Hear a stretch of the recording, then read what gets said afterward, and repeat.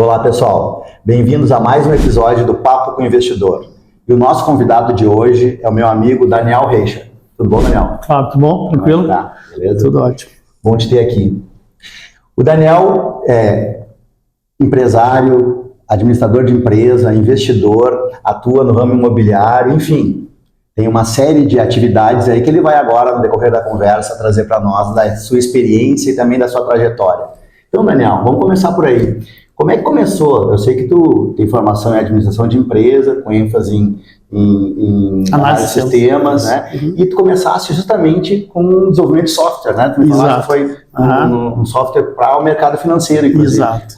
Fala um pouco dessa tua trajetória, desse teu início. Uhum. Vamos começar por aí. Bom, Fábio, antes de mais nada, obrigado pelo convite, por poder participar aí contigo aí e poder compartilhar um pouquinho da nossa experiência aí. Eu comecei então trabalhando como programador, né, e desenvolvimento de software, e depois montei uma empresa então para a área de desenvolvimento de sistemas para a área financeira. E eu peguei aquele intervalo ali onde tinha o Windows, né, e não tinha internet ainda. Então logo que a internet começou ali no Brasil, mais ou menos por 1999, por ali na linha de escada ainda. DOS ainda? DOS, era o DOS primeiro, né, depois era o Windows, daí depois vinha a parte da internet. E eu já trabalhava desde o DOS, mas quando eu abri a minha empresa, eu peguei bem esse entre-safra de tecnologia ainda, saindo do Windows para a internet, né.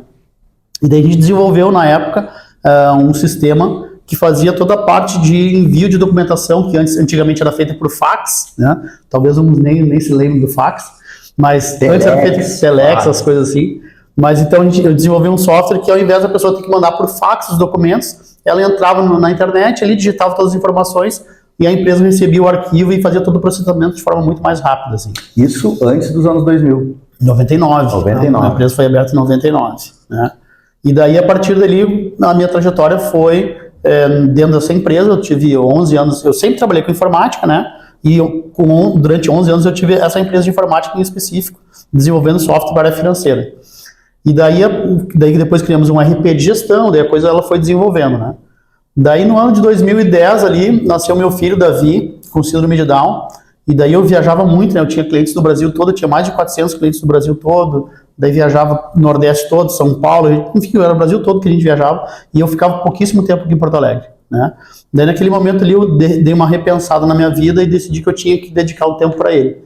Daí resolvi vender a empresa, vendi a empresa em 2010 ali, quando ele nasceu, e desde 2008 eu já trabalhava com alguma coisa de investimento daí na área de construção civil. Tu tinha outros sócios ou era só tu? Eu tinha a minha empresa, na empresa de informática eu tinha outros sócios, né? Mas eu tinha daí de forma particular, eu tinha alguns investimentos que eu comecei a fazer na área de construção civil. A parte de investimento já tinha outros sócios. Daí, na venda da empresa, foi natural a minha migração, daí eu migrei automaticamente todos os investimentos que eu tinha, né, inclusive com o resultado da empresa, da venda da empresa também, eu migrei para essa área.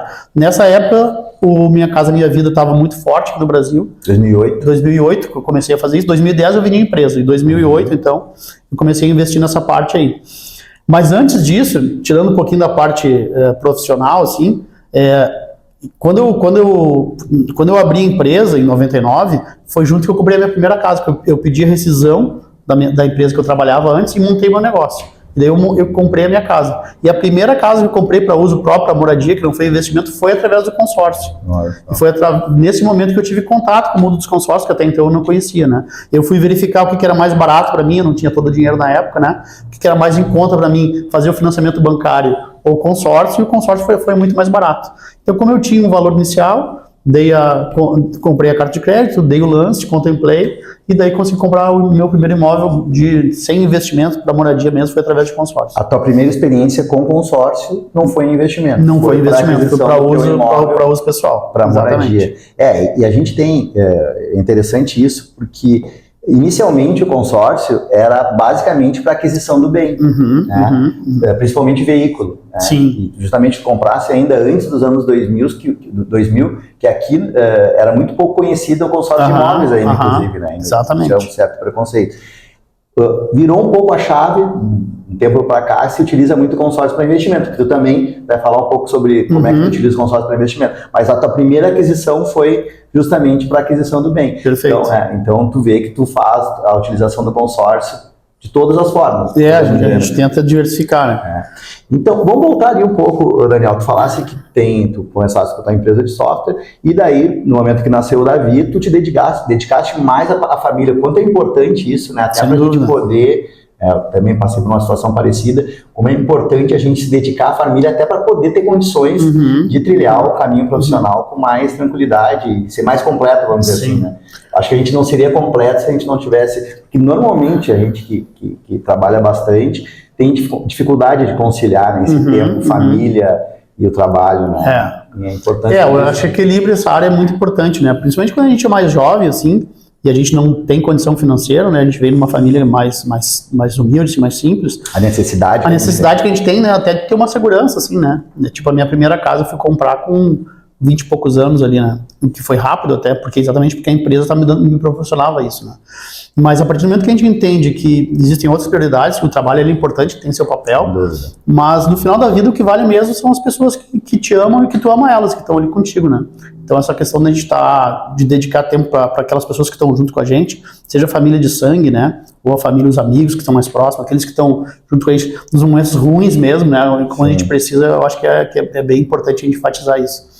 E não me arrependo, assim, porque foi um momento assim que eu tinha um estilo de vida, né, quando o Davi nasceu, e na época, 2010, né, hoje em dia já se fala muito de inclusão e tal, mas na época de 2010 eu ia procurar um livro para se informar, porque não conhecia, ia procurar um vídeo no YouTube, não existia, então o conhecimento era muito pouco, né, então a gente se dedicou a fundo, assim, a entender a questão dele, e o Davi hoje ele está com 14 anos, já passou bastante tempo, tá na escola, tá totalmente incluído, tá super bem e tal, então não me arrependo de nada, assim, eu acho que principalmente quando tu tem um filho, assim, independente de ter uma condição especial ou não, né, é uma pessoa que não pediu para nascer, né, ela tá ali porque foi tu que fez aquele ato ali, então tem uma obrigação moral também, né, além do amor, tem uma obrigação moral de estar dando apoio e tal, então tu dedicar tempo a isso, eu acho que é o mínimo, né, vai ter um filho para não poder passar tempo com ele, para mim, pelo menos, não faz muito sentido, né.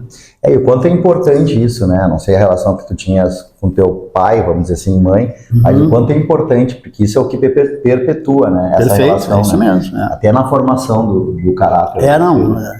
Logo depois veio a Manu, né, só para não falar só do Davi, tem um casal, vem a Manu depois, né, e daí nesse momento ali, quando a Manu veio, falando um pouquinho de negócio ainda, né, quando a Manu veio 2 anos depois, a questão do Davi já estava mais ou menos encaminhada, né, e daí eu sempre que fui um cara sempre digital, assim, eu fui me testar no mundo analógico daí eu consegui, bem naquele período de 2012, abrir no Rio Grande do Sul uma possibilidade de abrir uma franquia dos Correios.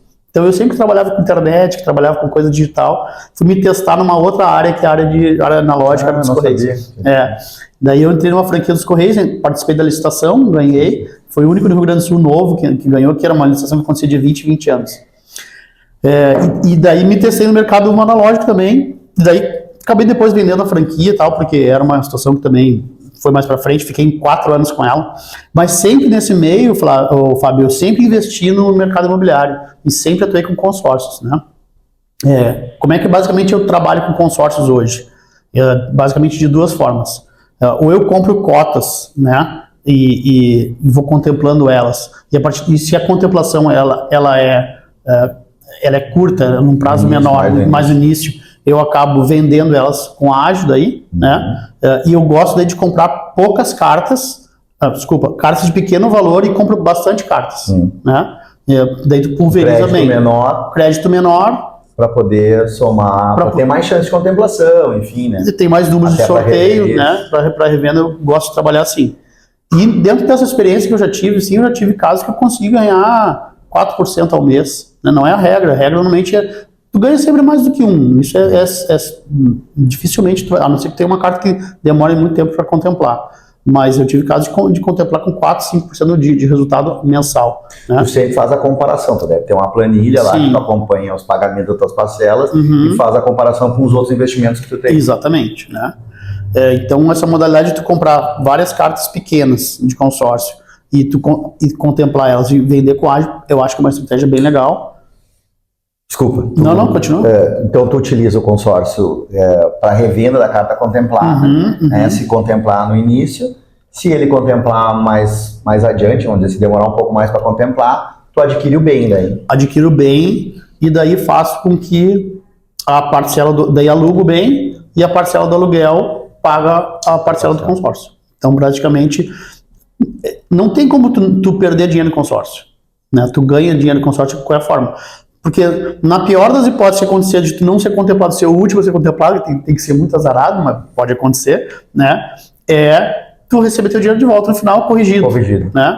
Então, não tem como tu perder dinheiro no consórcio. Tu vai ganhar, a chance de tu ganhar é muito maior que a chance de tu ir perder é zero, né? A não ser que... Porque tu contemplando no início a possibilidade de ganho, eu sempre falo isso, Daniel, inclusive quando eu apresento alguns vídeos, enfim, que o consórcio ele atende o investidor aquele mais arrojado, porque se tu contemplar, se tu pegar várias cotas, tu gosta de testar, vamos dizer, ter aquele friozinho na barriga, né?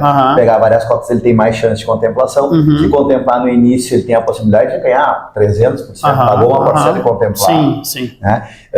Aquele que é mais conservador, quer dizer, que não quer correr risco, então o consórcio ele atende ao arrojado e ao conservador. Porque o conservador, na pior das hipóteses, ele vai ter a garantia, que é uma garantia do Banco Central, que até o final ele está com recurso disponível para ele. O cara não precisa nem ser arrojado para investir em consórcio, porque o risco é praticamente nulo, né? Então é bem tranquilo. O que eu digo do arrojado é o ganho, né? Porque o arrojado ele corre o risco, mas ganha muito. No caso do consórcio, tu pode ganhar muito, mas não sem correr o risco, né? Mas ele tem que contar com a sorte também, não é uma coisa que vai acontecer. Isso é importante, né? O consórcio ele não promete que vai acontecer nada, né? Mas se começar prometendo, já começou errado. Já começou errado, exatamente. E quando contempla logo depois, normalmente eu tenho um prazo assim, na minha cabeça, nas minhas planilhas que eu faço, é 24 meses. Dentro dos primeiros 24 meses que contemplou, eu ainda vendo, mesmo com margem menor, e reinvisto em outras cartas daí. Pego mesmo. Então eu separo. Esse dinheiro do consórcio é um dinheiro para mim na minha carteira que ele está exclusivo para isso. Eu não misturo com outros investimentos que eu tenho. Né? E daí quando passo do 24º mês, normalmente ele que daí o ágio já não é tão grande, daí eu acabo comprando o imóvel e a parcela do aluguel, via de regra, paga normalmente o valor do consórcio, às vezes falta um pouquinho. Claro, tem a questão da vacância, né, do imóvel ficar desalugado, né, e tal. Ou também, dependendo do caso, eu compro o imóvel e vendo o imóvel também. Isso é coisa que a gente pode fazer também, pode usar o consórcio para isso também. Ou seja, tu comprou o imóvel, botou o aluguel, e daí tu pode vender o imóvel com a locação já feita. Então, daqui a pouco tu tem um investidor que está atrás de uma renda, né? Ele vai lá e pode comprar o imóvel dessa forma também. E a tua parcela está sendo paga E a parcela está sendo paga pela pessoa que está morando, pelo inquilino lá. Então, tu começaste, depois da empresa de software, né? Tu começaste com investimento e daí, basicamente, além do consórcio, na área imobiliária, né? Na área imobiliária, então, exatamente. Eu sei que tu adquire imóveis para locação, também tem uma incorporadora também, né? Que hoje tu atua. Na realidade, a gente monta... Imóvel de leilões também. Hoje na Dama Invest, que é a minha empresa, a gente trabalha basicamente em três operações diferentes. A gente trabalha com fundos de investimento, a gente trabalha com incorporação imobiliária, a gente trabalha com leilões também, tá? A gente tem um grupo de investidores, que são parceiros nossos, né? Que trabalham junto comigo, e a gente, dentro do fundo de investimento, a gente trabalha ou com imóveis próprios que a gente tem e a gente faz locação desses imóveis. Então, cada investidor tem uma cota interna nossa, a gente faz uma distribuição de lucros, né? Então, a gente adquire o imóvel, faz todo o gerenciamento desse imóvel, toda a administração, pega lá, entrou tanto esse mês, gastou tanto esse mês, sobrou tanto. Tem tantos cotistas aqui, divide entre eles, cada um tem seu percentual. Então, a gente monta esse tipo de operação, né?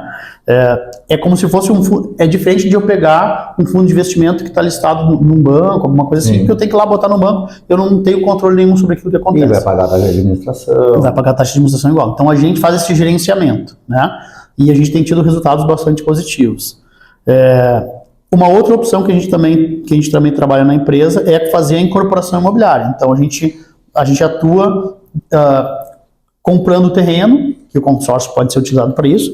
No fundo de investimento também pode, porque a gente pode utilizar o consórcio contemplado para comprar o bem, para compor esse aluguel também. E dentro do aluguel a gente pode trabalhar com aluguel comercial, aluguel residencial, aluguel misto, a gente tem várias operações nesse sentido. E a gente trabalha também dentro da parte de incorporação imobiliária, juntando as pontas. Então, a pessoa que é dona do terreno quer fazer uma permuta. Então, a gente vai lá, vê o terreno, faz uma análise de viabilidade do terreno, o que dá para construir nele, Então a gente tem parceria com arquitetos, né? Daqui dá para fazer isso, dá para fazer aquilo, ou tem uma ideia, vamos fazer comercial, vamos fazer residencial, vamos trabalhar essa região que pede um dormitório, pede 2 dormitórios, pede 3, vagas de garantia. Então, toda essa análise de viabilidade a gente faz. E junto com isso, a gente junta também os investidores. A gente tem empresas ou pessoas físicas que estão interessadas em investir naquele terreno ali. Então a gente faz essa junção dessas. Então a pessoa que tem aqui a dona do terreno e a pessoa que é o investidor que quer colocar e a construtora junto. A gente faz isso também. Então tu tens um grupo de investidores, mas também para um fim específico também tu monta um novo grupo de investidores. A gente chama isso de SPE, né? Sociedade de Propósito Específico. Sim. Então a gente monta uma empresa especificamente para atuar naquele empreendimento ali, né? Essa SPE ela tem um CNPJ próprio, então ela é blindada em relação ao patrimônio de qualquer outra, de todos os outros. É um instrumento relativamente comum que tem no mercado, o mercado faz isso. Então qualquer incorporação imobiliária é feito isso. Então a gente em si não atua como um incorporador imobiliário, a gente faz essa parte de administração, de juntar as pontas, o dono do terreno, né, a construtora e os investidores, e a gente administra toda essa situação aí. E depois de terminada aquela obra, aquele empreendimento, simplesmente tu inativa a empresa. Exatamente, a empresa ela é encerrada automaticamente, né? Ela fica ainda um tempo ativa, porque para dar garantia no condomínio e tal, mas depois ela é desativada automaticamente, né? Então hoje a tua atuação, basicamente, ela está em investimentos. Quais outros tipos de investimento, além do mercado imobiliário, de leilões, já que tu falaste? Dentro da empresa, basicamente é investimento imobiliário e financeiro, né? Na pessoa física eu tenho algumas outras coisas, mas daí eu gosto de diversificar, né? Seguindo os conselhos de Salomão lá de não colocar todos os ovos na mesma bandeira. Né? Então tu diversifica. E com o mercado imobiliário hoje, como é que tu avalia? Hoje tu está trabalhando, falaste que tu trabalha tanto no comercial quanto no residencial. Normalmente as pessoas acabam se especializando num perfil, num nicho de negócio. Não, hoje tu atua... Não, a gente não... O comercial, o residencial para nós, não é esse o ponto mais importante. O ponto é o tipo de imóvel. A localização. A gente gosta de localização, a gente gosta de imóvel com uma boa, um imóvel novo de preferência, não gosto de pegar um imóvel antigo, e eu prefiro, daí é uma particularidade minha, eu prefiro pulverizar. Então, tem gente que gosta de ter galpão, né, de alugar galpão, de ter grandes lojas e tal. Sim. Eu prefiro a gente ter uma quantidade maior de imóveis pequenos para poder... Porque assim, hoje a gente vive num mundo que a gente não sabe o que vai acontecer amanhã, né? A gente aqui de Porto Alegre, em maio, a gente estava no meio de uma enchente que a gente não sabia, né? Depois de passar por uma epidemia. Exatamente, uma pandemia. Depois, né? Então a gente não tem mais controle de nada. E para nós essa experiência da enchente, ela foi interessante no sentido de que alguns imóveis que estavam há algum tempo sem locar, nós ficamos de uma semana para outra, não tinha gente nos procurando. Teve uma situação de um imóvel que eu tinha mais de 200 pessoas interessadas em alugar aquele comercial imóvel. Ou Residencial. Mas tu tinha imóveis em áreas que foram atingidas? Graças a Deus, não. Eu achei que tivesse no Menino Deus. Nenhum dos imóveis ficou em área... Tinha imóvel no Menino Deus, mas na parte alta ali, perto da Zenha. Então não chegou a atingir ali. Né? Então nenhum dos imóveis que a gente tem ali chegou nessa parte ali. Mas, de novo, o que tu falasse antes, a importância de diversificar. Imagina se eu tivesse todos os meus investimentos concentrados, por exemplo, no Sarandi, ou no Menino Deus, ou na Cidade Baixa. Né? Não tem como. Então, por isso que a gente não olha muito. A gente gosta de imóvel novo, a gente prefere imóvel novo, então a gente tem uma troca constante de carteira que a gente faz, e a gente gosta de pegar imóvel bem pulverizado em diversas regiões da cidade. Tu vê, né? No passado, tudo que as pessoas queriam, né? Os investidores queriam era ter, inclusive construíam imóveis para bancos, né? Sim, banco, correio, farmácia até hoje tem. Né? Não, mas ainda esse segmento de farmácia, por exemplo, correio menos, né? Mas o banco, principalmente, quantas agências fecharam, né? Com os bancos digitais. Então, queria era ter um banco, né, como teu inquilino. Perfeito. Hoje o risco é muito grande. Um imóvel caro, e um risco muito grande. Porque... A gente chegou a ter essa operação também. Há muito tempo atrás a gente teve essa operação. Mas a gente foi se desfazendo dela aos poucos. E aqui eu acho que não tem melhor ou pior. Né? Cada um tem a sua característica de investimento e vai optar por aquilo que achar melhor. Mas eu acho que na nossa experiência que a gente tem ali, a gente prefere dar mais trabalho, né? Pulverizar, dar mais trabalho, porque ao invés de tu ter um inquilino, um imóvel para administrar, tu tem 10, 15, 20, né? no mesmo lugar para te gerar mesmo. Tu pega um aluguel bancário hoje, um aluguel bancário vai te dar 20 mil, 30 mil, dependendo da agência, da localização, né? E daí tu precisa de 20, 30 imóveis residenciais, né? Para te dar essa mesma renda, né? Mas dá mais trabalho? Dá. Mas ao mesmo tempo, daqui a pouco acontece uma questão como uma enchente, ou o banco resolve, ou o locador de imóvel grande resolve entregar, tu fica muito tempo com aquele imóvel vazio, né? Até porque tu precisa reformar, né? Precisa adaptar para o perfil do próximo novo que vai entrar. Então, assim, a gente tem imóveis grandes também, mas a nossa grande maioria é imóvel de baixo custo, assim, e a questão do consórcio também ajuda nisso, porque daí o consórcio te ajuda a aquisição desses imóveis, né, para te poder ter uma pulverização maior. Sim, tu pode usar uma carta para comprar vários imóveis, pode usar várias cartas para comprar um imóvel, que tem essa facilidade. E em relação a leilões, tu falaste que você está também bastante com leilões, como é que funciona esse... O leilão é uma modalidade um pouquinho mais complicada, porque no sentido de que tu envolve ter mais conhecimento, né? Conhecimento do mercado, da região. Tu precisa conhecer tudo produto, que tu conhece do mercado imobiliário, e tu tem que ter algum conhecimento jurídico também, porque o leilão, se o imóvel está indo à venda leilão, tem algum problema. Sim. Se ele não tivesse um problema, ele não estaria indo ao leilão, né? Normalmente é uma dívida, e essa dívida de leilão ela tem diversas origens diferentes. Então, a pessoa pode ser falta de condomínio, que ela não pagou. É o mais comum. Que é o mais comum, né? Pode ser falta de pagamento de IPTU, por exemplo. Pode ser que o imóvel tenha sido penhorado por alguma ação trabalhista que ela tenha, né? Pode ser que ela tenha alguma outra dívida de alguma outra situação e recaiu uma penhora sobre o imóvel. Então, no caso do leilão, a gente tem que avaliar muito o processo em si, como é que ele se deu, né? Porque pode acontecer de tu comprar o imóvel de leilão e demorar muito tempo, além de tu demorar muito tempo para receber, pode ser que tu receba o imóvel com dívida ainda. Sim. Se tu tiver esse cuidado. E como é que vocês fazem essa pesquisa, além do edital, vamos dizer assim, com o leiloeiro, como é que vocês fazem essa pesquisa desse imóvel para ver? Então, a gente tem uma assessoria jurídica que nos ajuda, né, que analisa todo o processo, e a gente também, o edital, como tu falou, é muito importante, porque no edital pode estar escrito ali, livre de ônus. Sim, daí... Se o edital está escrito que é livre de ônus, tudo bem. Agora o edital pode estar escrito, livre de ônus com exceção do processo tal. Porque normalmente quando tu pega um imóvel de leilão, normalmente não, mas pode acontecer de pegar um imóvel de leilão que ele não tenha só aquela dívida que está ali. Sim. Vai pegar uma narratória do... Se a pessoa está com um problema financeiro, normalmente ela afeta outras coisas que ela tem. Então, pode ser que ela tenha outro... Então, por exemplo, tem um imóvel X lá que tem uma dívida de condomínio, provavelmente ela vai ter um outro processo que tem uma dívida de IPTU, ou um outro processo que pode ter uma dívida trabalhista. Então, nem sempre é uma dívida só que o imóvel tem. Então, fazer análise da matrícula, né? Verificar a matrícula, analisar o que tem, analisar o edital, analisar o processo, né? Mas sempre tem um certo risco aí, então. Sempre tem um certo risco. Dificilmente tu vai perder negócio no leilão também, né? E acontecia também há muito tempo atrás que as avaliações dos imóveis de leilão, elas estavam mais defasadas. Então, por exemplo, um imóvel de 200 mil, por exemplo, tu conseguia comprar ele porque antes de ir para leilão é feita uma perícia, uma avaliação, né? Vai uma pessoa especializada nisso lá, diz, olha, o imóvel vale tanto. E daí o juiz ele diz que tu vai vender por 50%, por 60%, por 70%, né? Então normalmente as avaliações, o mercado imobiliário ele era mais dinâmico e tu teve um boom de preços há um tempo atrás, né? Sim. Que o mercado não acompanhou isso. Então tu tinha processos que estavam em andamento ainda e que a avaliação já tinha sido feita, mas o imóvel valia mais.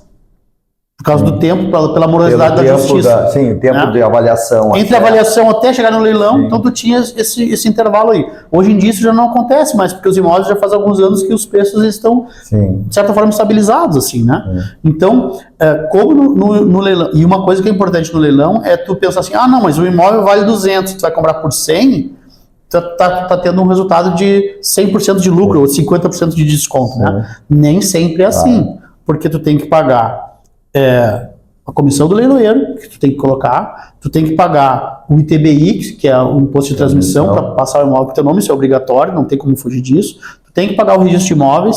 Então, dependendo da comissão do leiloeiro, a comissão do leiloeiro pode começar em 6%, 8%, 10%, né? Não tem um percentual definido. Não, cada edital pode existir uma situação definida, né? O normal dentro do leilão de imóvel é 6%. Agora, eu já vi editais com 8%, com 10%. Que nem o corretor de imóveis, também tem regiões que tem... Exatamente, Então, tem que cuidar dessa questão dos custos, né? Ali tu vai ter mais de 3% de TBI, eu boto sempre 1,5% de custo que tu tem. Basicamente em Porto Alegre são... 3% de TBI em Porto Alegre. Sim, eu digo dos imóveis, por isso que tá falando do... Sim. Mais ou menos um registro, escritura, então dá... Eu boto lá mais 1,5%, 2% ali, né? E além disso, tem que contar também com o tempo, se o imóvel estiver desocupado, o tempo que tu vai demorar para que a pessoa saia do imóvel, né? Que é um dinheiro que poderia estar aplicado e rendendo. Exatamente, então isso tem que avaliar. Então, tu trabalhar com leilão hoje é vantajoso, desde que tu consiga encontrar a oportunidade certa, no momento certo, né, para fazer isso. E cada vez tem menos, né? E cada vez tem menos, porque tem mais gente conhecendo, né? Só imóveis, né? Tu não só imóveis. Não, tem de veículo também, mas a gente acaba não fazendo nada nesse sentido. Mas é uma oportunidade, para quem conhece o mercado, uma boa oportunidade também. Né? Agora mesmo na enchente teve vários aí, muitos carros aí que foram leilão. Particularmente acho que não vale a pena, mas tem gente que é especializada nisso. Tenho visto também que o pessoal tem buscado imóveis de leilão, principalmente seguradora, né? E além disso, sim, quando o imóvel está ocupado, a gente sempre busca uma negociação com a pessoa que está dentro do imóvel para sair de forma amigável, né? Já aconteceu o caso, a gente tem que ter oficial de justiça, brigada militar e tal, mas é uma situação chata, a gente tenta evitar. E leilão também, tu não fica no residencial, comercial? Não, leilão a gente... O comercial acaba sendo um pouco mais fácil de administrar, até pela essa questão de uma ação, né? E às vezes no comercial a pessoa que está ali alugando, ele até fica contigo. Já aconteceu com a gente de comprar imóvel leilão, o imóvel está alugado, comercial, e a pessoa continua alugando com a gente, sem problema, porque o inquilino não tem... O problema não é o inquilino, né? Normalmente o residencial é o próprio dono que mora, via de regra, né? Mas o comercial tá alugado, então tem essa possibilidade também que é bastante interessante. E essa carteira de locações que vocês têm, vocês administram ou imobiliárias? Não, a gente mesmo que administra. A gente mesmo administra. Contrato, captação de documentação. Tudo a gente administra. Tudo, depois a parte então tu tem uma assessoria jurídica. Tem assessoria jurídica. Porque depois uma eventual reintegração de posse. Não, a gente tem assessoria jurídica, a gente para exatamente fazer isso. A gente tem uma quantidade boa de imóveis, né? Então para nós vale a pena ter uma estrutura nossa para fazer essa administração do que passar por uma imobiliária. Então é uma coisa... Tem o custo da administração, tu tem o custo da locação, né? Que normalmente o primeiro aluguel, né? Então que tu tira esse custo. Exatamente. E além disso, a questão tributária também, né? Porque dentro da empresa a gente consegue, dentro do fundo imobiliário, a gente consegue, dentro da mesma empresa. Então todos os nossos imóveis estão no nosso CNPJ. Então a gente tem uma vantagem tributária por causa disso. Se eu tivesse que uma outra imobiliária, né, uma outra empresa administrar, a gente teria um custo tributário também em relação a isso. Então a gente tem essa economia tributária também, que talvez seja até tão mais importante do que o custo financeiro que a gente tem, ou o custo de administração, também influencia bastante nisso, né? No passado tu falasse lá em 2008, Minha Casa Minha Vida, né? Então tu tivesse uma experiência com construção, agora tá nesses fundos, né? Hoje tu continua investindo na construção, tu continua construindo ou não? Não, construindo não mais. Não mais. A gente encontrou formas mais rentáveis e menos trabalhosas de fazer o mesmo processo, né? Mas é um negócio bom, né? Tem gente que ainda constrói, né? Tanto casas de pequeno porte para venda, ou até prédios também. Mas hoje eu acho que na construção civil a coisa que mais dá resultado é loteamento, né? Só tem quem pega um terreno, desmembra ali e tal, tem um custo menor e consegue vender mais rápido, né? Sim, tu individualiza, tu vende o lote, né? E o teu investimento é bem menor. É na compra do imóvel, né, e depois lotear, porque depois é tudo receita. Tu tem um custo ali de infraestrutura ali, né? De asfalto, de saneamento, de eletricidade, né? Mas tu tem uma entrada de recurso mais rápida também. Sim. A gente teve muito casos de construtoras aqui em Porto Alegre, principalmente, que não souberam administrar bem, tiveram problemas, né? Ou o próprio país entrou numa crise no momento, né? Então, hoje, eu particularmente, né, até pelo porte, pelo volume da nossa empresa, a gente prefere trabalhar com outras frentes do que realmente fazer investimento.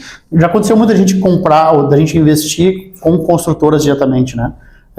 Foram negócios que foram bons na época, mas hoje, para mim, particularmente, acho que não não faz mais sentido nesse momento, pelo menos. Né? E em Porto Alegre, basicamente, tem as grandes construtoras, né? Então, e a área também em Porto Alegre é difícil, a não ser que seja uma área mais distante, fazer um loteamento. Tá então, cada vez mais difícil. Né? A gente fica restrito, né? A esse mercado de loteamento, né? E falasse já sobre, voltando um pouco assim a questão pessoal, a gente tem uma outra atividade em comum, né, que a gente, eu acho que é importante, a gente faz polo aquático, né, o Daniel nos conhecemos há quase 40 anos, bastante tempo, né, como é que é, atleta master, né, atleta master, barba branca, mas não tínhamos, não tinha, nem barba a gente tinha. Mas eu acho que isso também, né, voltando um pouco à questão da família, a questão da saúde, né, a gente falava, a importância da gente conseguir ter esse tipo de atividade para se manter tanto a relação familiar quanto a questão de esporte, enfim. Eu acho bem legal porque ali no polo aquático a gente acaba, com os amigos ali, a gente acaba desopilando, como a gente fala, né? Sabe? Acaba desestressando ali e tal. E é um momento que a gente vive ali que é bem legal com os amigos e podemos dar risada e falar bobagem, falar uma outra família que a gente tem. É uma outra família que a gente tem, né? E é constante nosso contato, né? Até um abraço pro pessoal ali, faz tempo que eu não vou treinar, tô com pneumonia e tal, mas estamos voltando e logo. O pessoal tá com saudade lá. Eu trouxe isso porque a gente, é difícil da gente conciliar, né? Mas a gente nunca se prioriza, né? Mas é que o equilíbrio, né, Fábio? A gente precisa equilibrar as coisas, porque se a gente não equilibrar, a gente acaba perdendo, né? Se a gente focar só no trabalho, só nos amigos, só na família, não dá, a gente tem que ter o equilíbrio das áreas, né? Porque senão a gente acaba, só no trabalho a gente vai ser infeliz nas outras áreas. Se a gente ficar só com os amigos, vai ter uma hora também que a gente vai precisar do dinheiro, né? Então, tem que ter o equilíbrio dessas coisas. É importante a gente muito importante a gente trabalhar muito para poder ter o lazer, né? Mas é importante a gente também dedicar tempo para férias, para a família, e para a saúde, para o encontro com os amigos, né? E isso, o polo tem legal isso, que não é só uma questão só de social ali. Isso. Questão física também, precisa, né? Não, saúde. Eu sou diabético, todos os meus índices, me tornei diabético depois de muito tempo, né? Mas todos os meus índices, desde que eu voltei a fazer polo aquático, mudaram. Quer dizer, hoje os meus exames são de não diabético, né? Todos os índices melhoraram, então a importância disso. Né? Mas eu tô ali 2 treinos sem treinar, eu já engordei 3, 4 quilos, que eu já tinha perdido esses quilos só por causa do treino. Tem isso também. Tem isso, né? Não, e quando eu falo do quilo, eu não tô preocupado com a questão estética, mas questão de saúde, né? Não, e até a gente que, vamos dizer, foi atleta no passado, no passado a gente foi atleta mesmo, né? Treinava 5 mil metros, nadava todos os dias, né? Então, todos os dias. Então a gente se tornou, pelo sedentarismo e por causa do trabalho, eu me tornei obeso, né? Eu cheguei a pesar 100 e tantos quilos. Imagina. Daí eu me tornei diabético. Então a importância da gente manter essa disciplina até para a gente se priorizar. Né? Daniel, me coloca assim, o que tu tens assim, o que foi mais desafiador nessa tua trajetória profissional? Pessoal e profissional. Certamente foi desafiador aquela mudança da venda da empresa para te dedicar à família. Mas o que tu colocaria? A gente passou aqui no Rio Grande do Sul por uma pandemia, passou por uma enchente agora, mas de toda essa tua trajetória profissional e pessoal, o que tu coloca como mais desafiador? Como mais desafiador, cara? Eu não sei, cara. Eu não sei se eu te coloco uma coisa como... Eu acho que o início é mais difícil, né? Tu buscar o teu... Pra onde é que tu vai, assim, né? Tu ter uma direção. E depois que tu tem direção, cara, eu acho que se tu tiver... Eu acho que não tenho certeza. Se tu tem foco, se tu não desiste, e se tu dedica tempo para aquilo, não tem como dar uma coisa dar errado. Entendeu? Se tu te dedica... Porque hoje em dia a gente está muito numa situação aí de internet, onde as pessoas acham que ganhar dinheiro é fácil. Só botar um videozinho na internet lá e vai viralizar e tu vai ganhar dinheiro. E as pessoas vendem essa facilidade. Vendem isso. O mundo maravilhoso, as facilidades, todo mundo é rico, todo mundo é feliz. Todo mundo ostenta e tal, né? E isso existe para algumas pessoas, né? Umas deram tiro na lua, como a gente fala, e acertaram na lua, né? Mas para 99% das pessoas não é assim. Então, o que eu acredito em relação ao trabalho é dedicação. É tu investir teu tempo ali, né? Tu investir teu tempo e tu ter um foco, ter uma direção, e tu não desistir, e todos os dias tu te dedicar, dificilmente vai dar errado. Claro que tu vai ter que avaliar as estratégias, né? Se tu ficou num negócio há muito tempo e não deu o resultado necessário, daqui a pouco tu está fazendo alguma coisa errada, mas dificilmente tu te mantendo o foco numa determinada atividade que tu tenha, te dedicando a ela, Né? Ah, não, mas eu me dedico 1 hora por dia. Bom, aí tu não vai ter resultado. Né? Agora, se tu te dedica a ela, se tu faz a coisa com amor e tu consegue implementar ali a tua metodologia de não desistir, de ser resiliente, eu acho que dificilmente tu vai ter um negócio que vai dar errado. A gente está indo para o 10º episódio, eu acho, do Papo com o Investidor. E essa palavra veio em todos, sem exceção. Resiliência, quer dizer, ser resiliente. Né? É uma palavra relativamente nova, né? Antes não usava muito, né? Mas o que o empreendedor é isso, né? Mas se encaixa totalmente, né? O cara... Tem uma outra coisa, desculpa, Daniel, tem uma outra coisa que eu acho importante, que eu acho que te ajuda e ajuda as pessoas que têm, né? Que é a tua fé, né? Sim. Então, eu acho que isso é uma coisa que, sem dúvida, independente da religião, né? Eu acho que o quanto é importante a gente exercer isso. Mesmo que tu não tenha religião nenhuma. Sem dúvida, Não, eu acho que a ciência diz, né? Quando a partir do momento que tu acredita em Deus, o teu cérebro ele funciona de forma diferente, né? Não é uma questão só de fé. Eu acredito muito em Deus, sigo os princípios bíblicos, ou procuro seguir, né? E antigamente eu fazia as coisas conforme a minha vontade, conforme eu achava que era o certo. E hoje em dia, antes de começar um negócio novo, antes de vir para cá, por exemplo, eu fiz uma oração, disse, Deus, me orienta lá, porque eu não sou mais eu sozinho, eu também te represento, eu quero te seguir e quero falar de ti para as pessoas também, né? Então, a partir do momento que tu tem essa fé e que tu coloca os teus planos na mão de Deus, às vezes até uma coisa que parece que vai dar errada, e às vezes até deu errada, mas ali na frente tu vai ver que era melhor ter dado daquela forma, ser daquele jeito, porque ou tu aprendeu, né, ou tu ganhou experiência. Então, nunca dá errado de verdade, né? Tu sempre aprende com aquilo. E a partir do momento que tu coloca Deus no primeiro plano da tua vida, eu tenho um verso que eu gosto muito, que é colocar em primeiro lugar o reino de Deus e a sua justiça. E todas as outras coisas serão acrescentadas. Então, no meu entendimento, a partir do momento que tu prioriza Deus na tua vida, as outras coisas, elas automaticamente vão encontrar o seu lugar. Porque o centro da minha vida hoje é Deus. E a partir do momento que tu coloca Ele ali, aquilo que passa a ser... Porque o dinheiro, cara, a gente vai morrer e nós não vamos levar o dinheiro daqui. Né? A gente nem sabe para onde é que a gente vai. A maioria das pessoas que não tem... Eu tenho a minha fé e eu acredito em algumas coisas, mas a maioria das pessoas nem sabe o que vai acontecer depois daqui. Né? E o dinheiro vai passar. Agora, aquilo que a gente deixou aqui para as pessoas, as boas coisas que a gente fez para aquelas pessoas que a gente ama, né? As amizades que a gente construiu, a nossa família, isso vai ficar. Né? O meu filho e minha filha vão lembrar de mim. Eles que vão lembrar de mim daqui a 20, 30 anos. Né? As outras pessoas, a maioria, não vão. Então, a partir do momento que tu coloca Deus como primeiro lugar na tua vida, as outras coisas elas acabam se ajeitando automaticamente, porque essa é a prioridade. Legal, Daniel. A ideia do Papo Investidor também é isso, sabe? É a gente colocar situações da nossa vida que que as pessoas possam se identificar e também, de certa forma, gerar algum tipo de interesse, né? Tanto na parte empreendedora quanto de vida, né? Eu acho que isso que tu coloca aqui é importante. Eu acho que ela vai influenciar pessoas. Daniel, eu queria que tu trouxesse aí, se tu pudesse dar uma dica para quem está começando. Acho que tu falaste lá no início, né? Tu veio de uma família, assim como eu, a gente veio de famílias, né, que não tinham condições. Né? Claro, a gente não, certamente a gente era de uma classe média baixa, né? Não éramos, né? Não passamos fome, vamos dizer Perfeito, assim. Mas a gente veio de uma condição muito inferior. Né? E para quem está começando, qual é a dica que tu daria? Hoje tu é um empresário bem sucedido, hoje tu consegue fazer diversos investimentos, né? Então houve uma trajetória que tu trouxe aqui, mas qual dica que tu daria lá para quem está começando agora? Para quem está começando, cara, eu acho que o mais importante para a pessoa que está começando é ela ter uma planilha com todos os custos dela. Porque a pessoa que normalmente está começando, ela tem um trabalho, ela tem um emprego, ela recebe um salário X, né? E normalmente essa pessoa, ela gasta mais do que ela ganha. Ou ela se endivida no cartão de crédito, seja o que for, né? Então eu acho que a pessoa tem um controle sobre os gastos financeiros dela, que para quem está começando é muito importante.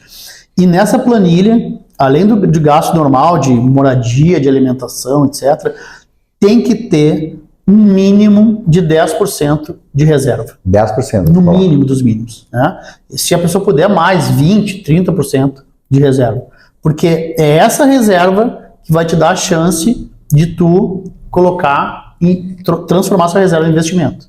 Né? Então, a partir do momento que tu tem um valor que tu consegue destinar de reserva, E ó, daí vamos voltar para a questão do consórcio, não puxando a brasa para o teu assado, mas eu acho que é muito importante isso. O consórcio, ele te permite tu começar um investimento com baixo custo, né? Então, tu pegar um consórcio.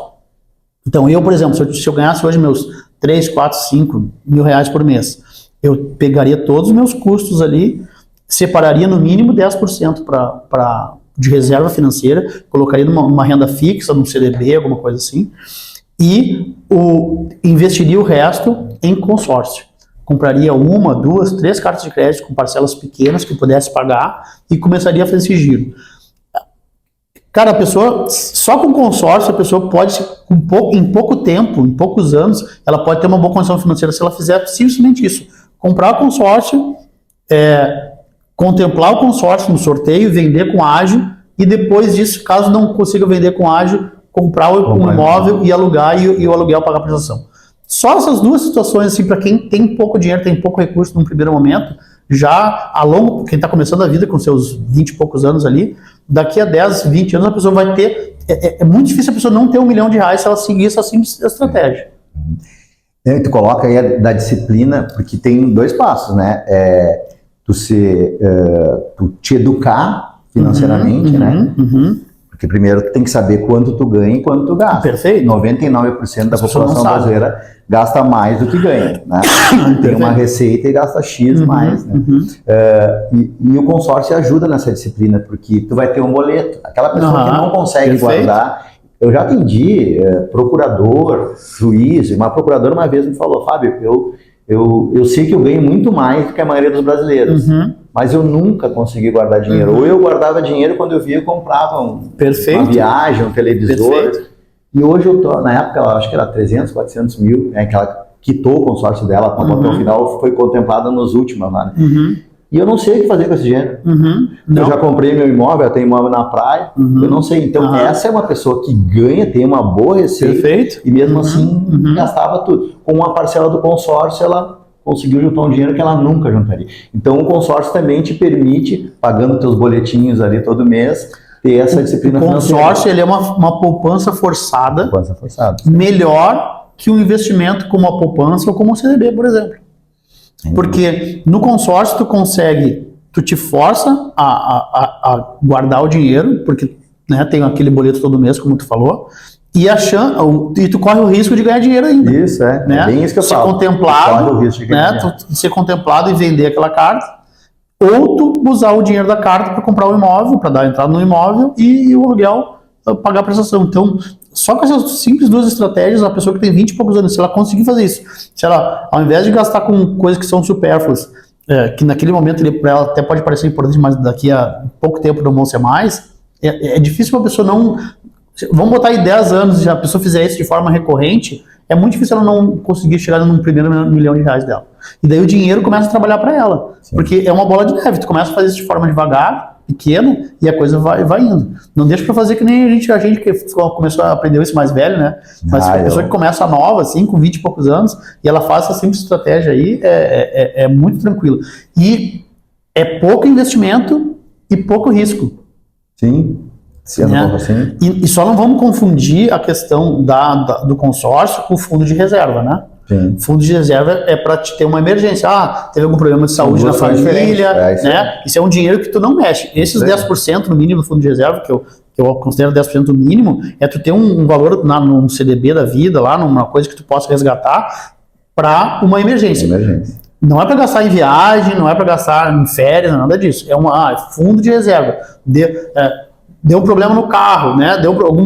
Precisa alguma coisa de saúde, tu precisa usar. Não é o dinheiro do consórcio. Tu não mistura esse dinheiro. Não mistura o dinheiro. Esse fundo de reserva é separado.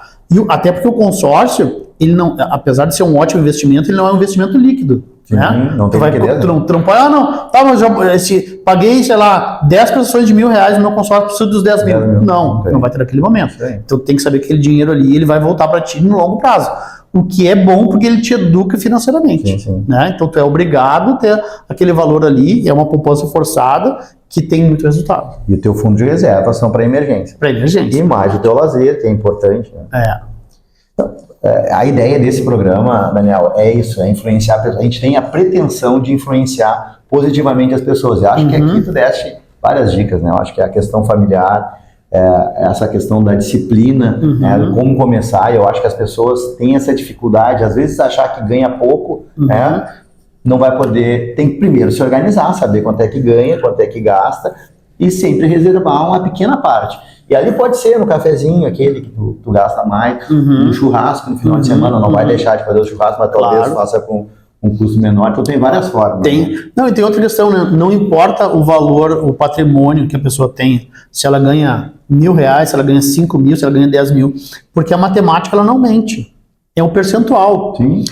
Por isso que é 10% de reserva, por isso que eu sugiro pelo menos 10% de investimento, né, em consórcio. Então, se a pessoa ganha 5 mil, ela tem condições de pegar R$500 e comprar uma carta de pagar uma prestação de consórcio. Se ela ganha 10 mil, ela pode comprar 2, né? Então, assim, o percentual é que importa na parte financeira, não é um valor absoluto normalmente que a pessoa ganha, porque ela precisa se educar. Porque se ela ganha 1.000 ou 5 mil e ela não consegue guardar dinheiro, quando ela tiver 10 e 20 mil, é aí que mesmo que ela vai guardar. Porque ela vai entrar mais, ela vai gastar mais. Porque a coisa mais fácil que tem no mundo é gastar dinheiro, né? Qualquer coisa que tu pode fazer, tu vai gastar dinheiro. Agora, tu economizar é que é o desafio, né? Tu manter uma disciplina que, não, isso aqui, esse dinheiro aqui da reserva eu não mexo, a não ser para uma emergência realmente, e esse fundo de reserva tem que ter pelo menos 6 meses, né? Depois que tu tem 6 meses de fundo de reserva, ou seja, pode perder teu emprego, pode acontecer alguma coisa, então tu tem que ter esse fundo de reserva, a partir daí tu começa a investir esse próprio dinheiro, né? E é uma bola de neve, a coisa vai indo de forma que tu consegue ter um resultado expressivo. A gente que já é cinquentenário, né, a gente passou por várias situações, né? Crise financeira, que isso é o mais comum no Brasil, epidemia, pandemia, né, enchentes, e se a gente não tivesse esse fundo, essa é que nos dá a saúde também, para poder continuar tocando a saúde mental. Imagina ter um problema com uma pandemia, daí tu fica 2, 3 anos sem poder trabalhar direito e tu não tem uma reserva. Agora eu fiquei 30 dias fechado. Sem receita, como é que tu faz? Se tu não tem uma reserva. É claro que a reserva é justamente para esse momento, né? Mas o quanto isso é importante para a saúde mental da gente. Né? Perfeito, é isso aí mesmo.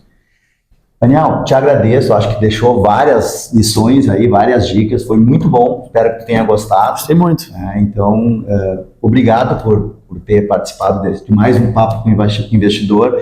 E esse episódio vai estar disponível no YouTube e alguns insights no Instagram e no Facebook. Até o próximo Papo com Investidor.